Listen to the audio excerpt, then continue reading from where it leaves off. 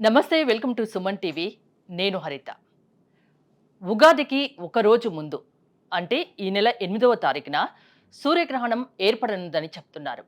ఈ సూర్యగ్రహణం వల్ల కొన్ని రాశుల వారికి శుభ ఫలితాలు, మరికొన్ని రాశుల వారికి అశుభ ఫలితాలు అంటే దురదృష్టం వెంటాడుతుందని చెప్తున్నారు.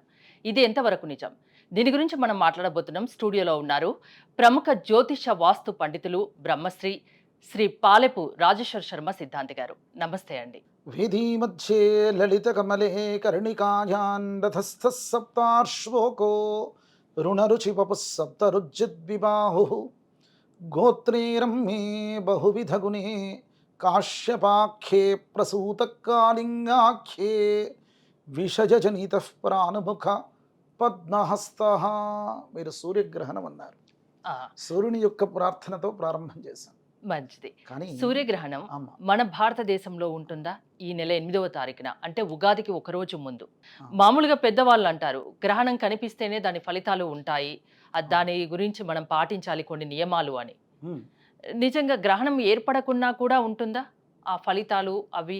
గ్రహణం ఏర్పడితేనే తత్ఫలితం అనేటువంటిది ఉంది సదాచారంగా. ఉమ్, గ్రహణం ఏర్పడడం వేరు, ఇది ఎక్కడైతే అగుపడుతుందో కనబడేటువంటి వారికి మాత్రమే ఆ ఫలితం అనేటువంటిది ఉంటుంది. కనబడనటువంటి వారికి ఆ ఫలితం అనేటువంటి ఉండదు అనేటువంటిది మన పూర్వీకుల నుంచి వస్తున్నటువంటి ఆచారం. కానీ కొంతమంది భూమండలంలో ఉన్నటువంటి వారికి భూమికి, చంద్రునికి, సూర్యునికి సంభవించేటువంటి అంశాలు ఏవైతే ఉన్నాయో ఇవన్నీ కూడా భూమిపైన ఎక్కడ ఆ ఛాయ సోకినా కానీ భూమండలానికి మొత్తం వర్తిస్తుంది, ఎక్కడ ముడితే ఏమిటి అని అంటూ ఉన్నారు. కానీ అమెరికాలో అతివృష్టి చాలా ఇబ్బంది అయిందనుకోండి. అంటే ఆ అతివృష్టి చేత వర్షాలు ఎక్కువగా పడ్డాయి అమెరికాలో. ఇక్కడ ఆ వర్షాలే లేవు, మనకు ఆ ప్రభావం లేదే. ఆ విధంగానే ఇక్కడ వర్షాలు చాలా ఉన్నప్పుడు అక్కడ ఆ ప్రభావం లేనటువంటి రోజులు కూడా ఎన్నో ఉన్నాయి. భూమండలం అంతయు కూడా ఒక్కటి అయినప్పటికీ గ్రహణ ప్రభావాలు మాత్రము మనకు కనబడితేనే చేసుకోవడం అనేటువంటిది చాలా మంచిది. కనపడనటువంటి గ్రహణాలు ఏవైతే ఉన్నాయో తత్ప్రభావం అనేటువంటిది లేదు అని నేను చెప్పడం కాదయ్యా. తస్మాత్ శాస్త్ర ప్రమాణంతే, అంటే దానికి శాస్త్రబద్ధమైన అంశాలు అనేటువంటివి ఉన్నాయి. కార్యాకార్య వ్యవస్థితవు అని. ఏ కార్యం చేసినా, ఏ పని చేసినా మనము మనకున్న ఆధారపూరితమైనటువంటి ధర్మగ్రంథాలు ఏ విధంగా చెప్పాయో అదే విధమైనటువంటి విధానంలో ఉండాలి. నా యొక్క సెంటిమెంట్స్, నా యొక్క విధానాలు అవి ఫాలో అవ్వడం మంచిది కాదు. సూర్యగ్రహణం ఇప్పుడు ఏర్పడే సూర్యగ్రహణం భారతదేశంలో ఏ ఏ ప్రాంతాల్లో ఏర్పడనుంది? ఇప్పుడు భారతదేశంలోనే కాకుండా అంటే ఖండాలు దాటి అది ఆసియా ఖండంలో కొంత భాగం మాత్రమే వచ్చి అమెరికా, ఆస్ట్రేలియా లాంటి కంట్రీస్ పైన ఎక్కువగా ఉండడానికి అవకాశం.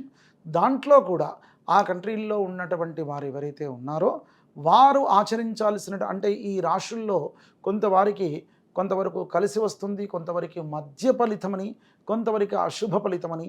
ఆ రాశి వారికి ఎవరైతే మేషరాశి వారికి కొంత మధ్య ఫలితమని, వృషభ రాశి వారికి ఉత్తమ ఫలితమని, మిథున రాశి వారికి అధమ ఫలితమని, అట్లాగే కర్కాటక రాశి వారికి కూడా అధమ ఫలితమని అని, సింహరాశి వారికి మధ్యమ ఫలితమని, కన్యా రాశి వారికి ఉత్తమ ఫలితమని, తులారాశి వారికి కూడా ఉత్తమ ఫలితమని చెప్పబడింది. ముఖ్యంగా ఏ రాశి వాళ్ళు అదృష్టవంతులు కాబోతున్నారు? ఏ రాశి వారు అదృష్టవంతులు కాబోతున్నారనేటువంటిది గ్రహణం ద్వారా చెప్పడం మంచిది కాదు. ఓకే. ఎందుకంటే గ్రహణం ద్వారా సంభవించేటువంటి అంశాలు ఎంత శాతం ప్రభావం చేస్తాయి అనేటువంటిది కూడా ఉంటుంది. దీని నుంచి వచ్చే ప్రభావం అనేటువంటిది అత్యంత తక్కువగా ఉండేటువంటి స్థితి. అది జీవితంలో చాలా పెద్ద ఇబ్బందులు తీసుకొస్తాయి అనే విధంగా కొంతమంది చెబుతూ ఉన్నారు. కానీ ఆ విధమైనటువంటి విషయాలు నమ్మకూడదు. మన యొక్క జాతకం ద్వారా మాత్రమే ఏ విధమైనటువంటి ఫలితాలు వస్తాయి అనేటువంటిది స్పష్టీకృత అవుతుంది. ఈ రాశి ద్వారా వచ్చేటువంటి అంశాలు ఏవైతే ఉన్నాయో సామూహికమైనటువంటి అంశాలు మాత్రమే. తులారాశి వారికి కొంత మెరుగైనటువంటి స్థితి అని, ఈ వృశ్చిక రాశి వారికి అధమ ఫలితమని, ధనుర్రాశి వారికి మంచి అని, మకర కుంభరాశి వారికి కూడా అధమ ఫలితాలు, ఆరోగ్యం కాపాడుకోవడం చాలా మంచిదని, మీనరాశి వారికి ఈ రాశి వారు కి కూడా మధ్యమ ఫలితమని అంటే చెప్పబడింది. గ్రహణం ఏర్పడే ప్రదేశాన్ని బట్టి ఈ ప్రదేశాన్ని, ఫలితాలు ఆ ఆధారపడి ఉంటాయి. ప్రదేశంలో ఉన్నటువంటి వారికి వాళ్ళకి మాత్రమే మాత్రమే ఇది ఈ వర్తించేటువంటి ఫలితాలు స్థితులు ఆధారపడి కానీ ఉంటాయి. భరతఖండంలో ఉన్నటువంటి వారికి వర్తించే అంశం అనేటువంటిది ఏమాత్రం లేదు. కనుక ఇక్కడ ఉన్నటువంటి వారు దాని ప్రస్తావన తీసుకురావాల్సినటువంటి ఇంకెవరైనా ఆ చెప్పినా credit ఇలాంటి విషయాలు వి- నమ్మొద్దు వినకూడదు, అంటారు. నమ్మకూడదు, వినకూడదు.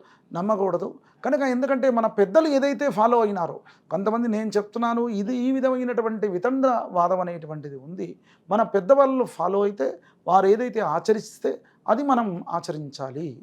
అంతకు తప్ప మిగతా ఈ ధర్మపూరితమైనటువంటి అంశాలను వారి వారి యొక్క భావనను జోడించి వ్యక్తపరచడం అనేటువంటిది పనికిరాదు. శాస్త్రాన్నే చెప్పాలి.